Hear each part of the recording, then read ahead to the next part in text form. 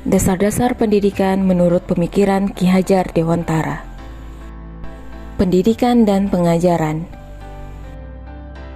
Pengajaran dan pendidikan merupakan dua hal yang berbeda. Pengajaran merupakan bagian dari pendidikan. Pengajaran adalah proses transfer ilmu yang dilakukan guru dalam proses pembelajaran.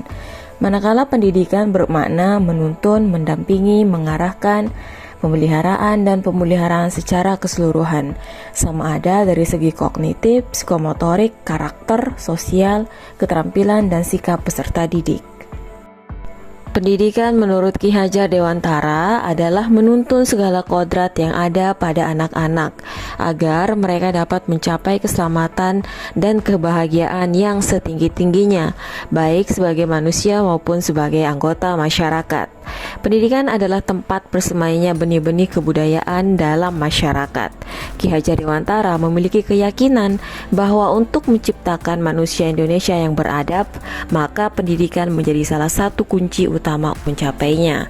Pendidikan dapat menjadi ruang berlatih dan tumbuhnya nilai-nilai kemanusiaan yang dapat diteruskan atau diwariskan. Dasar-dasar pendidikan yang menuntun. Pentingnya tuntunan pendidikan adalah untuk mengetahui atau menggali potensi diri anak. Seorang guru hadir untuk menggali, menemukan, dan melatih potensi dan bakat anak. Dalam proses menuntun, anak diberikan kebebasan. Namun, pendidik sebagai pamong dalam memberi tuntunan dan arahan agar anak tidak kehilangan arah dan membahayakan dirinya. Seorang pamong dapat memberi tuntunan agar anak dapat menemukan kemerdekaannya dalam belajar. Kodrat alam dan kodrat zaman. Ki Hajar Dewantara menjelaskan bahwa dasar pendidikan anak berhubungan dengan kodrat alam dan kodrat zaman. Kodrat alam berkaitan dengan sifat dan bentuk lingkungan di mana anak berada, sedangkan kodrat zaman berkaitan dengan isi dan irama. Kodrat zaman pendidikan saat ini menekankan pada kemampuan anak untuk memiliki keterampilan abad 21. Sedangkan dalam memaknai kodrat alam, maka konteks lokal sosial budaya peserta didik di Indonesia.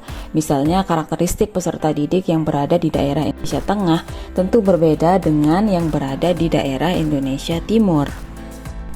Budi pekerti. Menurut Ki Hajar Dewantara, budi pekerti atau watak atau karakter merupakan perpaduan antara gerak pikiran, perasaan, dan kehendak atau kemauan sehingga menimbulkan tenaga. Budi pekerti juga dapat diartikan sebagai perpaduan antara cipta, yaitu kognitif, karsa, yaitu efektif sehingga menciptakan karya, yaitu psikomotorik peserta didik. Dalam konvergensi teori, watak manusia itu dibagi menjadi dua bagian, watak yang dapat berubah dan tidak dapat berubah. Yang pertama dinamakan sebagai bagian intelligible, yaitu bagian yang berhubungan dengan kecerdasan dan dapat berubah menurut pengaruh pendidikan atau keadaan yang diterima peserta didik. Yang kedua dinamakan bagian biologis, bagian yang berhubungan dengan dasar hidup manusia yang tidak dapat berubah namun dapat dikurangi atau disesuaikan jika memang watak tersebut kurang baik. Nah, pentingnya budi pekerti atau kecerdasan budi pekerti seperti melatih empati, perilaku, rendah hati, jujur, dan bekerja sama antara peserta didik.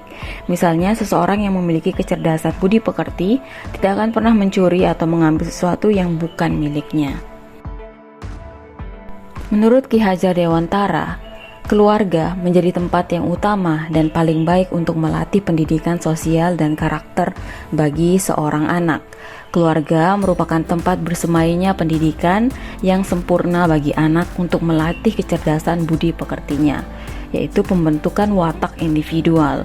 Budi pekerti melatih anak untuk memiliki kesadaran diri yang utuh, untuk menjadi dirinya, memerdekakan dirinya, dan kemerdekaan orang lain. Sistem Among.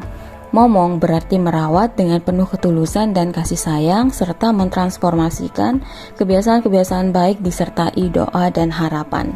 Manakala among berarti memberikan contoh baik dan buruk tanpa harus mengambil hak murid, agar mereka bisa tumbuh dan berkembang dalam suasana batin yang merdeka dan sesuai pada dasarnya. Tiga sistem among dalam pembelajaran Ki Hajar Dewantara. Yang pertama ing ngarso sung tulodo, yaitu di depan memberi teladan, di mana guru memahami secara utuh tentang apa yang ia bantu serta memberi teladan dalam budi pekerti dan tingkah laku peserta didik. Yang kedua adalah ing madyo mangun karso, yang bermakna di tengah membangun kehendak, di mana guru mampu membangkitkan semangat bersuakarsa dan berkreasi bersama murid, membuka dialog bersama murid, berperan sebagai narasumber dan penuntun pembelajaran. Yang ketiga adalah tuturi handayani, yaitu di belakang memberi dorongan, di mana guru tidak sekadar memberi motivasi, tetapi saran dan masukan dari hasil pengamatannya, agar murid dapat mengeksplorasi daya cipta, karya, dan karsanya. Sistem Among didasarkan pada dua hal, yaitu kodrat alam dan kemerdekaan. Kodrat alam sebagai syarat untuk mencapai kemajuan pendidikan sesuai dengan potensi murid, dan kemerdekaan sebagai syarat untuk menggerakkan kekuatan lahir dan batin murid.